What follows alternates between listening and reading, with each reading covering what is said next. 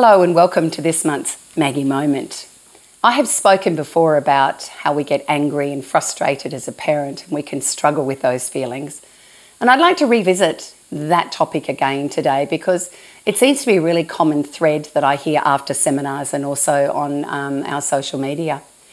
One thing I want to touch on you is our perspective again. When we really are stressed and tired ourselves, we tend to run from our ego voice in our head, which is the part of us that seems to give us all the hardest of times because we're not good enough and I'm a failed mother, or I'm a lousy parent.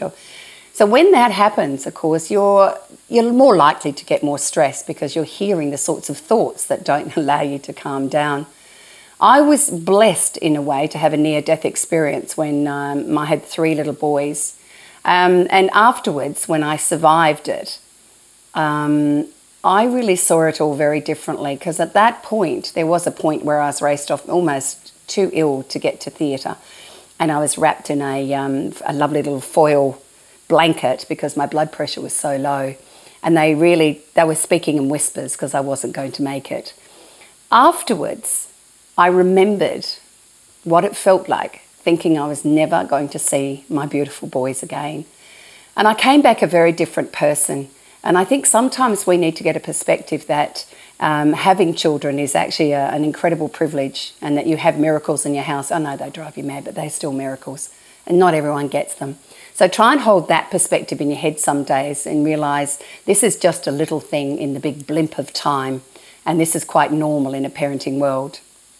The next thing I want to mention is when you're in that moment, remember we are the parents who have prefrontal lobes. So we have a capacity to think over the top of the very angry voice in our head. However, you have to take a couple of steps to allow yourself to hear that. So I'm going to go through my parental pause. It's just a really simple strategy that I know I've taught to a few parents who are very cross, who now find that they hardly ever get cross. So just give a thought to an incident you've had recently and then see if you can see it through the lens of our parental pause.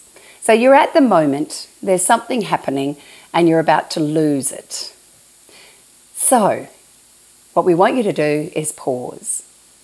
Very, very important thing, pause, and if you can, bend your knees. For some reason, having your knees off lock can actually help you become more grounded and calm in an instant. And I want you to take one big breath just for a moment and see if you can go, yep, hang on a minute, I'm pausing here. And then you're looking at what's happening. And remember, the voice in the head is the chatter one. What you want to hear, the voice from your heart. So if you can, I want you to put your right hand on your heart. Take another couple of really deep breaths as you're watching what's happening. You're watching, you're becoming present. And if you can, come a little closer.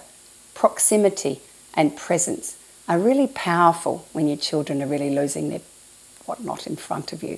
So again, we're just doing this very simple strategy. You've come to them, you've breathed into your heart, you've calmed yourself down, and then I want you to pause again and have this thought inside your head. Right now, my child's not being naughty or bad. My child is struggling to cope with their world. Let me be what they need right now. Let me be the safe base for my child. I can guarantee that your anger will not escalate, but that your love will escalate.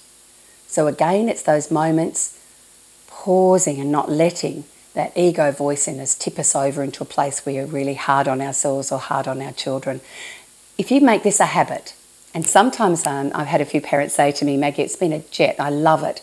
Sometimes I just stand, bend my knees, take a breath, put my hand on my heart, and I've already changed the way I was going to react. So again, feelings are just feelings, thoughts are thoughts, and unfortunately our thoughts can trigger our feelings, and it's the irrational feelings that even us grown-ups sometimes struggle to contain.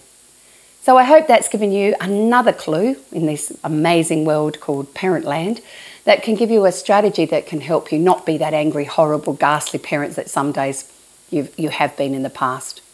So taking those breaths, hand on the heart, being centred, and be what your children need at that moment. If this has been helpful or useful for you, please make a comment or share it around. And if you've got any other ideas on how you calm down as a parent when your children are yucky, please feel free to make a share and comment on it as well. So that is all from me today.